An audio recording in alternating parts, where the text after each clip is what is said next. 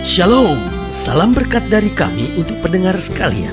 Saat ini pendengar akan diberkati dengan program Hari Ini Harinya Tuhan bagian yang ke-8.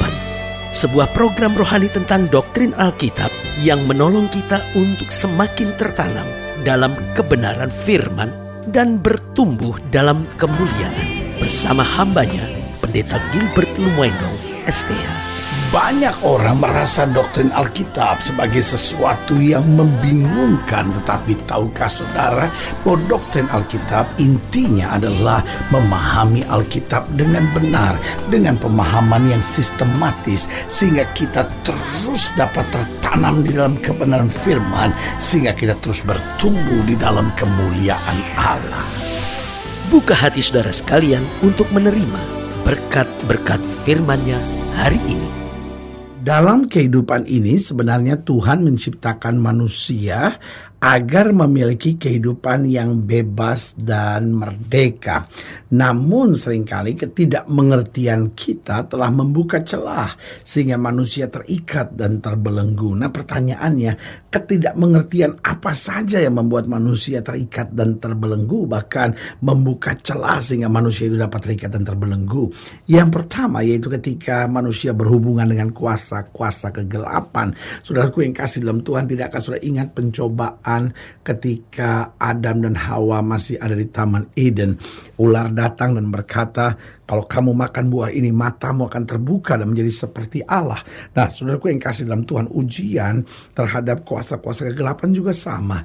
Tawaran dari dukun-dukun paranormal, kita akan bisa sehat, ya kan? Kita akan bisa mengerti hari esok, kita akan bisa begini, kita akan bisa begitu, kita akan punya kekebalan, kita tidak akan bisa mati, kita tahan dibacok dan segala sesuatunya. Saudaraku yang kasih dalam Tuhan, itu tawaran persis seperti yang ditawarkan oleh iblis ketika Adam dan Hawa di Taman Eden. Makanya banyak orang sekarang senang dengan ramalan-ramalan, orang sekarang senang dengan ilmu-ilmu kebal, orang sekarang senang dengan tenaga-tenaga dalam, orang senang dengan belajar untuk indera keenam dan segala sesuatunya. Saudaraku, kenapa kita nggak belajar punya iman saja, punya iman untuk menyadari bahwa hari esok kita pasti, hari esok kita bersama dengan Tuhan, hari esok kita penuh dengan kecerahan, hari esok kita penuh dengan kemenangan. Kenapa? Karena Tuhan telah berjanji bahwa Dia akan menyertai kita selama jalan hidup kita benar, selama jalan kita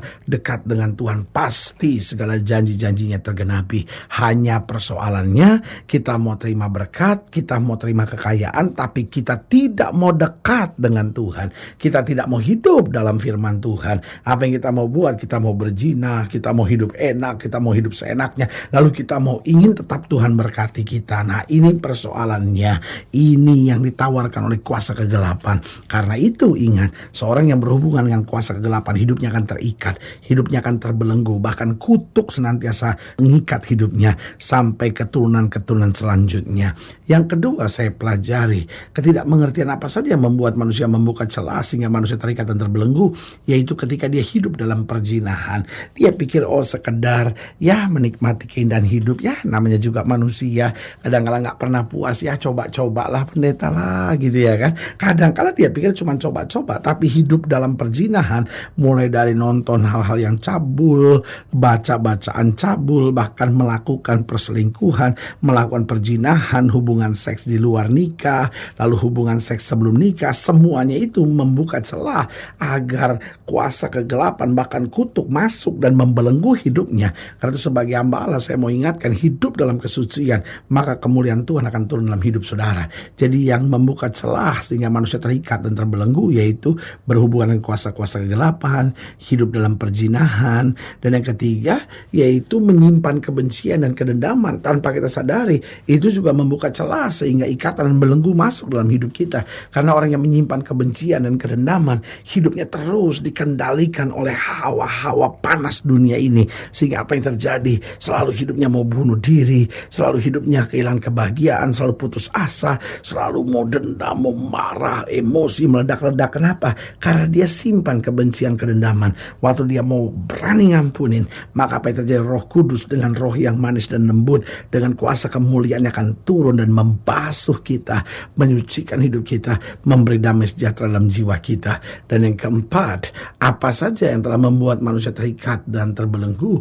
Yang keempat saya pelajari, jika manusia melakukan hal-hal yang tidak benar, seperti obat-obat terlarang, seperti judi, kawin cerai, alkohol, dan lain-lain, ini membuka celah sehingga manusia terikat dan terbelenggu. Karena itu Alkitab berkata, jangan beri kesempatan kepada iblis. Jangan hidup dengan kuasa-kuasa kegelapan. Jangan hidup dalam perzinahan. Buang segala benci dan dendam. Lalu lepaskan diri dari segala obat-obat terlarang, judi, kawin cerai, alkohol, dan lain-lain. Tetapi hidup dalam kebenaran.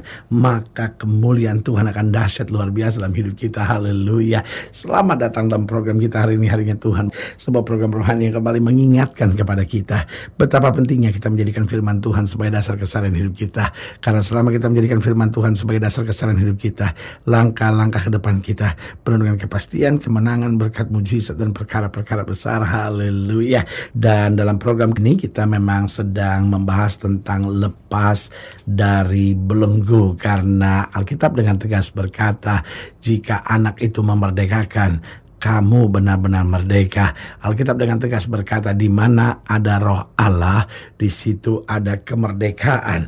Nah, dalam Yeremia pasal 40, ayat yang pertama sampai ayat yang ke-6, itu yang akan kita bahas dalam program kita tentang lepas dari belenggu, yaitu Yeremia pasal 40, ayat 1 sampai ayat yang ke-6. Di bawah judul perikop, Yeremia tinggal pada Gedalia. Yeremia 40 ayat 1 sampai 6. Demikian firman Tuhan. Firman yang datang daripada Tuhan kepada Yeremia sesudah ia dilepaskan dari Rama oleh Nebuzaradan, kepala pasukan pengawal yang telah menyuruh untuk mengambilnya terbelenggu pada tangannya di tengah-tengah semua orang buangan dari Yerusalem dan Yehuda yang hendak diangkut ke dalam pembuangan ke Babel. Kepala pasukan pengawal itu telah mengambil Yeremia dan berkata kepadanya, Tuhan Allahmu telah mengancam malapetaka ini atas tempat ini, dan ia telah melaksanakannya. Tuhan telah melakukan apa yang diancamkannya oleh karena kamu telah berdosa pada Tuhan dan tidak mendengarkan suaranya sehingga terjadilah hal ini kepada kamu. Maka sekarang lihatlah, aku melepaskan engkau hari ini dari belenggu yang ada pada tanganmu itu. Jika engkau suka untuk ikut pergi dengan aku ke Babel, marilah, aku akan memperhatikan engkau. Tapi jika engkau tidak suka untuk ikut pergi dengan aku ke Babel, janganlah pergi. Lihat, seluruh negeri ini terbuka untuk engkau. Engkau boleh pergi kemana saja engkau pandang baik dan benar. Ayat yang kelima, engkau boleh kembali kepada Gedalia bin Ahikam bin Safan yang telah diangkat oleh Raja Babel atas kota-kota Yehuda, dan tinggallah bersama-sama dia di tengah-tengah rakyat, atau kemana saja engkau pandang benar, pergilah ke situ. Lalu kepala pasukan pengawal itu memberikan kepadanya bekal makanan dan suatu hadiah, kemudian melepaskan dia pergi. Jadi pergilah Yeremia kepada Gedalia bin Ahikam di Mizpah, dan diam bersama-sama dengan dia di tengah-tengah rakyat yang masih tinggal di negeri itu. Nah, saya mau sudah lihat pada ayat yang keempat, dikatakan apa? Maka sekarang lihatlah, aku melepaskan engkau hari ini dari belenggu yang ada pada tanganmu itu. Nah, saudaraku yang kasih dalam Tuhan, rancangan Allah, rencana Tuhan bagi setiap orang percaya, yaitu agar kita lepas dari belenggu. Nah, pertanyaannya, ada banyak orang yang berpikir, loh tapi saya sudah terikat, saya sudah terbelenggu, saya ingin sekali lepas dari rokok, saya ingin sekali lepas dari perzinahan, saya ingin sekali lepas dari kerugian, kegagalan, bahkan kebangkrutan yang saya alami, dan ini sangat membelenggu hidup saya, sangat menghancurkan hidup saya. Bagaimana kita lepas dari belenggu? Alkitab adalah buku yang luar biasa. Ketika kita salah, kita ditegur, kita dipukul, kita dihajar oleh Tuhan. Tetapi juga Alkitab adalah buku yang mengajar kita bagaimana kita keluar dari belenggu dan kembali merebut janji-janji Tuhan. Yang pertama jelas kita harus berbalik dan bertobat. Ada banyak orang doa minta Tuhan berkati, tapi nggak bisa. Ada banyak orang doa minta lepas dari belenggu, minta lepas dari judi, minta lepas dari obat terlarang, minta lepas dari segala homoseksual, lesbianisme dan segala sesuatunya, tapi nggak bisa. Kenapa? Karena dia tidak mau berbalik dan bertobat. bertobat. Saudaraku yang kasih dalam Tuhan, Tuhan bisa memberkati hidupnya, Tuhan bisa melepaskan hidupnya, Tuhan bisa mengerjakan mujizat dalam hidupnya, tapi dia sendiri harus berbalik, dia sendiri harus bertobat. Karena dengan berbalik dan bertobat, baru kemuliaan Allah akan turun, baru kasih karunia Allah, baru kemurahan, kemuliaan, kuasanya itu akan dinyatakan bagi kita. Karena itu kunci yang utama adalah berbalik dan bertobat, baru kita bisa lepas dari belenggu. Lalu yang kedua, hidup dengan firman. Artinya gini, setelah kita berbalik dan bertobat, Alkitab berkata kita dibersihkan, tapi jangan kosong. Artinya apa? Hidup kita harus diisi oleh firman, hidup kita harus diisi oleh firman, hidup kita harus diisi oleh firman. Karena Alkitab berkata, jika firman ada dalam hidup kita, haleluya, maka kita kuat menghadapi segala sesuatu. Karena Alkitab bilang orang yang hidup seturut dengan firman Tuhan, maka dia seperti orang yang membangun rumahnya di atas dasar batu karang, tidak dapat digoncangkan. Jadi bagaimana lepas dari belenggu? Yang pertama, berbalik dan bertobat. Yang kedua, hidup dengan firman. Lalu yang ketiga, tolak segala pikiran dosa. Jaga pergaulan kita. Jadi mulai dari pikiran kita tolak. Setiap kali ada pikiran-pikiran dosa, setiap kali ada pikiran-pikiran yang saya nggak mampu, saya nggak sanggup, saya jatuh lagi, tolak dalam nama Yesus. Saya sudah disucikan, saya sudah ditolong, saya dikuatkan. Lalu jaga pergaulan, karena Alkitab bilang pergaulan yang buruk menghancurkan kebiasaan yang baik. Lalu yang keempat, bagaimana lepas dari belenggu? Ucapkan kata-kata iman, lalu mulai layani Tuhan. Artinya apa? Dari mulut kita keluar perkataan firman. Setiap kali percaya saya sudah diubahkan, percaya saya sudah ciptaan baru, saya yang lama sudah berlalu, saya sekarang akan hidup bagi Tuhan. Lalu mulai melayani Tuhan, melayani Tuhan, melayani Tuhan. Karena makin kita dalam melayani Tuhan, makin kita melihat kuasa Tuhan melayani kita. Haleluya. Saudaraku yang kasih dalam Tuhan, jika seorang yang dilayani lebih jauh, hubungi kami melalui telepon, hubungi kami melalui surat, kunjungi website kami. Karena kami ada untuk membawa Bapak Ibu sudah senantiasa lebih dekat pada Tuhan dan mengalami kasih kuasa mujizat yang luar biasa. Haleluya. Secara khusus melalui program ini juga saya mau berdoa buat setiap seorang yang sakit, setiap seorang yang berbeban berat, karena saya percaya bahwa bagi Allah tidak ada perkara yang mustahil. Nah, saudara ingin didoakan secara khusus, boleh taruh tangan kanan saudara di dada dan kita akan berdoa. Mari kita berdoa. Bapa, dalam nama Yesus, hamba doa buat yang sakit, hamba doa buat yang berbeban berat, hamba doa untuk setiap mereka yang sedang menghadapi masa-masa yang sukar, karena hamba percaya bahwa bagi Allah tidak ada perkara yang mustahil. Bapa, hamba berdoa di dalam nama Yesus, Tuhan jamah.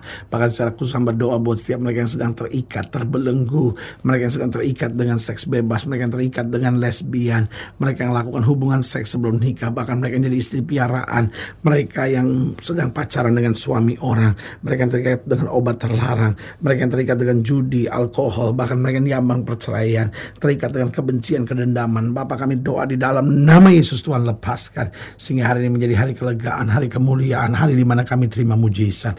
Di dalam nama Yesus kami berdoa. Haleluya. Amin. Saudara gue yang kasih dalam Tuhan, kita sudah berdoa. Ingat, tidak pernah Allah lalai menepati janjinya.